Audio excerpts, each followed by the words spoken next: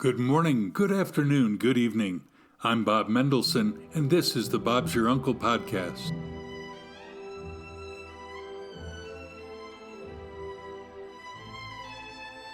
Today we speak with Aaron Harvey of the Inner Expeditions podcast about anxiety and what's happening out in Exmouth in WA. Stay tuned. This is a goodie. Thanks for joining me for this Season 3, Episode 30 of the Bob's Your Uncle podcast. The music is Mendelssohn's Violin Concerto in E minor, and the opinions are strictly my own and those of my guests. You can now find us and comment to us wherever you get your podcasts. Tell us what matters to you, what triggers your joy, what bothers you in the world. Let us know. We'll see where the Spirit leads us.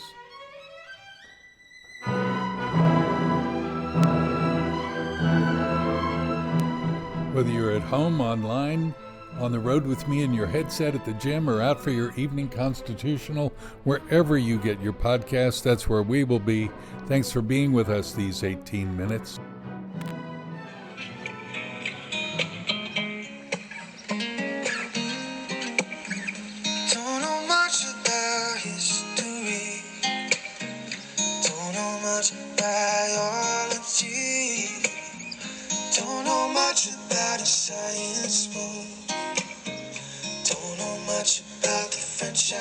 On this date in history, the 18th of July, in the year 64 CE, the Great Fire of Rome begins under the Emperor Nero.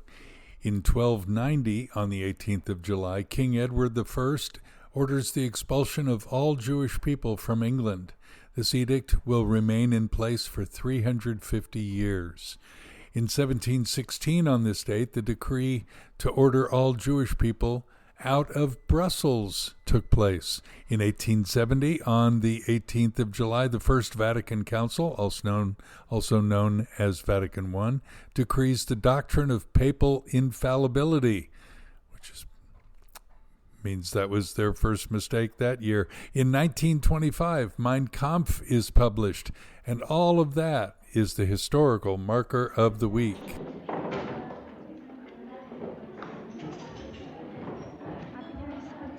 Aaron Harvey, it's great to have you on the Bob's Your Uncle podcast. Thanks for joining me today. You are in Western Australia, so what are we, about 2-3 hours apart?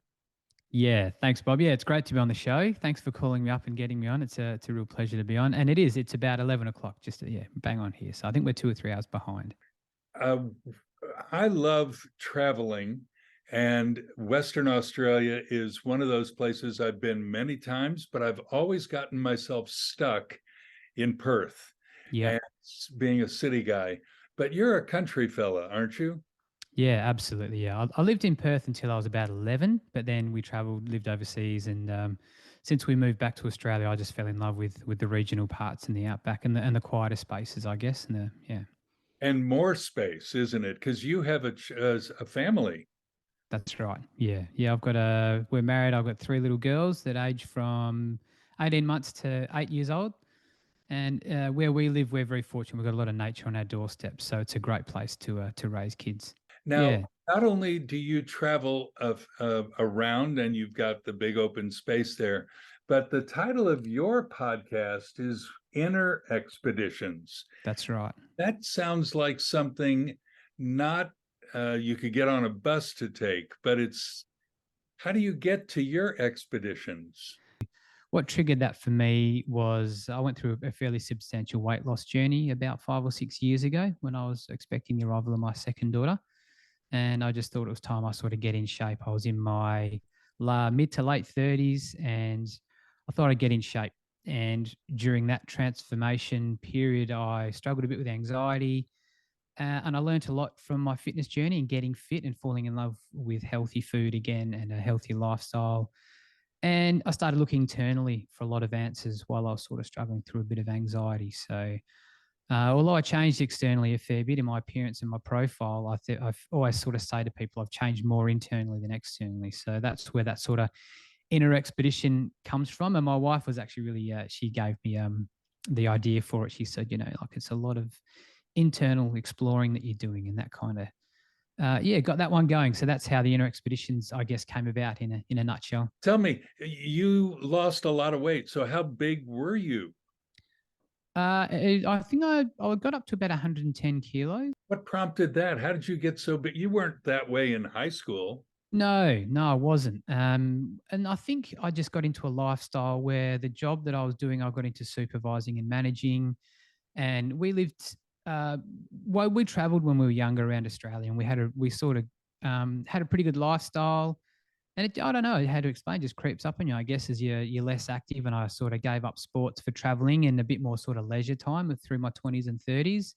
And then I got into working a fairly stressful job in the FIFO industry, as you know, in Western Australia. That's pretty popular. So managing, not doing as much out in the field, not physically working. And then we lived in the sort of, Yelling Up Margaret River region for that period as well, which is, it's pretty easy to eat and drink well down there, which we did.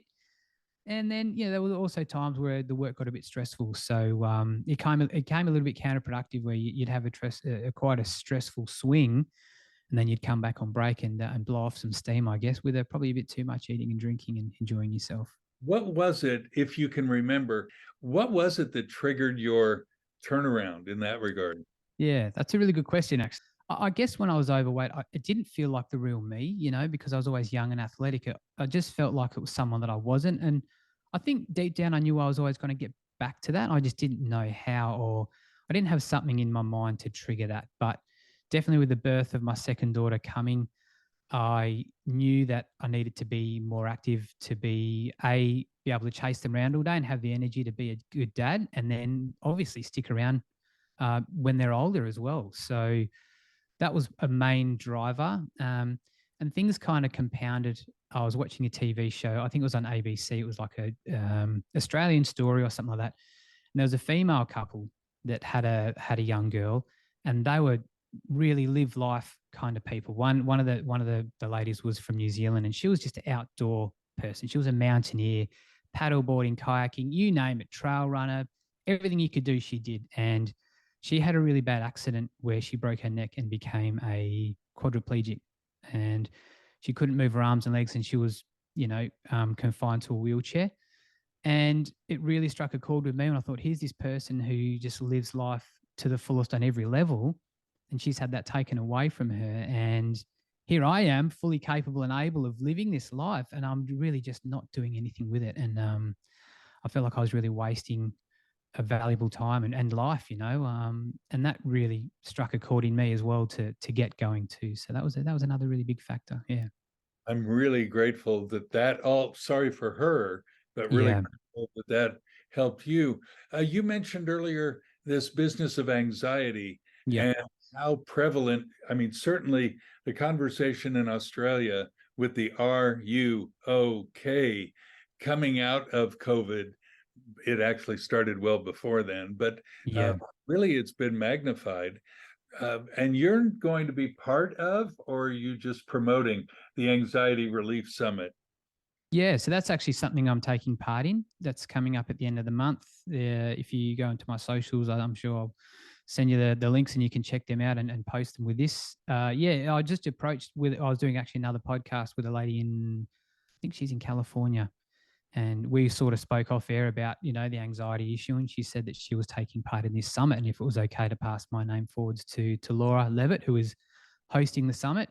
And I was more than happy to share that information, because definitely a path I would like to get down would be some guest speaking for people to learn that, even though anxiety can be this incredibly debilitating condition, that you can get out of it. And I really attacked it in a holistic way, rather than just sort of clinging to maybe one or two different solutions. So I was really happy to share that. You mentioned something, I think it was on your Facebook, about mindset and resilience and how to create yourself. Is that part of a package you'd want people to gain, hearing you or learning from you or from others? Yeah, sure. And it's actually a path I'm starting to look down, because as part of this summit, they want me to sort of put together a package, I guess, as a freebie for people. These are some things that you might not be thinking about that worked for me. I mean, there's a lot of information out there about anxiety, and there's a lot of recognition for it. So I just want to offer maybe a couple of options that people just haven't thought about, because it is really a holistic approach. Eating well, good posture is a big one, and all these little things. On my podcast, I always read a Bible verse, and I'll Sure. do that later. The one I was going to read later has to do with anxiety, Mhm. and it's from Rabbi Saul, or some people call him the Apostle Paul, saying, "Be anxious for nothing, but in everything by prayer and supplication, let your requests be made known to God." Would that be part of a help for people even in these days if they took that kind of advice seriously? I think it can. Whether people are religious or not, I think there's value in the context. I don't think Australia is a hugely religious nation anymore. But yeah, there's definitely some really good context. And I've listened to a lot of great podcasts with people that are quite spiritual. And I consider myself a spiritual person, probably not in a religious way, but a universal sort of conscious way. And self forgiveness is definitely a big one for that. And I've spoken about it in the summit. And it's one of the big steps that really changed things for me, where I considered that instead of sitting on the bottom of this black pit, I definitely started to make upward steps after that realization, and hearing that and allowing myself to do that. So yeah, absolutely. Um, Yeah. is it all in the rearview mirror? Yeah, absolutely. Yeah, That's so definitely. great. Yeah. And, it's, you still go through cycles. You know, I think I want to continue to grow as a person, and I want to grow the podcast. So there's always new challenges. So you're always going to have uncertainty and, um, you know, not fear of the unknown, but, there's definitely ways to improve yourself. And as you improve yourself continuously, you're always going to be stepping out of that comfort zone. So there's always new challenges in that, but I've definitely equipped myself with the tools now to override that and to overcome it. So I'm really grateful for that. And I wouldn't be here now doing what I'm doing without where I've come from. You have to walk those steps to come to these decisions and destinations. So yeah, there's no regrets. Come out the other side. That's fantastic. Mm. Uh, if people want to visit Western Australia, name me three of the best places they've got to see. Definitely Margaret River. If you can go from Perth, it's only a 4-hour drive from Perth, and stay down in the Margaret River region. It's got great wine and food and microbreweries. The surf culture is really good down there, and there's just beautiful old growth forests and caves and everything down there. Really great area to see. Obviously, Exmouth, where I live, is fantastic. It's a bit of a longer drive from Perth. It's about 12 or 14-hour drive, but you can fly to Exmouth now, or you've always been able to fly from Perth. You can fly direct from Melbourne during the winter season now, and I think they might even be opening up a Sydney flight. And I really quite enjoyed Broome and the Kimberleys as well. Yeah, it's beautiful up there. We went up there last year. Exmouth and go to the wineries in Margaret River. Absolutely. That's great. What's ahead for you? What do you anticipate in 2 years? What will you put on your CV?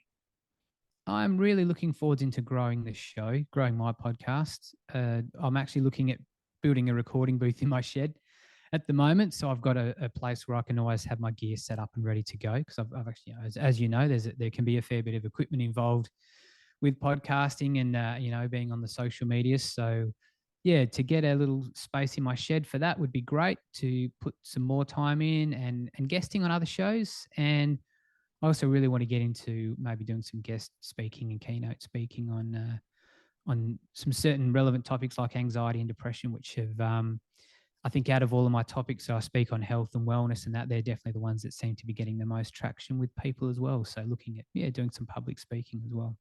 That would be wonderful. I'll cheer you on from across the country. But what makes a podcast community? I think it's connection. I think it's genuine connection. I like the way that you're not allowed to sort of promote other things through the network, and generally, if they do, they're pretty much quickly dismissed. But I've met so many great people through podcasting. We've had some really great conversations. I think conversation is important and it has value. and the way that it's not altered by, the big media channels where, obviously some of the big channels have got their agendas and, they sort of might have certain views that they want to put on people, where podcasting is just two people of the real world having a good conversation about things that are current and also things that do span lifetimes. As you said before, with even with religion and that, a lot of it can still be relevant today. And I feel that really good value conversation will also stand the depths of and the constraints of time. So but another key factor for my show was just having my voice and a bit of a legacy for my kids. One day can still hear my voice and hear what I went through, and it might be applicable to them as well as they grow up. And anxiety and life challenges are always going to be there, and how you tackle them, there's always things available for that as well. So if you allow it to be, definitely. And it's not a solo sport. Overcoming those things is community. That's how this works. Yeah. So yeah. I am really grateful for your time today, and I hope you have a blessed weekend with your beautiful children, your lovely wife, just the greatness of Exmouth and WA itself. Look, it's a joy to meet you and to be part of a community with you. Aaron Harvey, thanks for being on the Bob's Your Uncle podcast. Hey, look, it's been great to be on, Bob. It was, it's been nice keeping in touch and messaging you during the week and being on the show and sharing good vibes and community and, having important conversations for people. I really appreciate it. Thank you so much. Thanks. All the best. What do you think about all this? Write me on bobmendo@aol.com or comment or even video to me on Instagram or Twitter at Bob's Your Uncle PC. I'd love to know what you think about all this. Don't forget to post a review on iTunes or Spotify, wherever you're getting your podcasts. And also, don't forget to subscribe. Every week we read from the #1 bestseller of all time, the Bible. And this week is no different. Rabbi Saul said, "Be anxious for nothing, but in everything by prayer and supplication with thanksgiving, let your requests be made known to God, and the peace of God, which surpasses all comprehension, will guard your hearts and your minds in Messiah Yeshua." Join me next Tuesday as I interview Grace Tran from San Francisco, who, along with her husband Alex, has a podcast herself called Let's Unpack That. I can't wait to see what she has to say about small groups. Until then, when things seem bleak or uncertain, look up to God. He's in his heaven, and Bob's your uncle. Shalom from Sydney.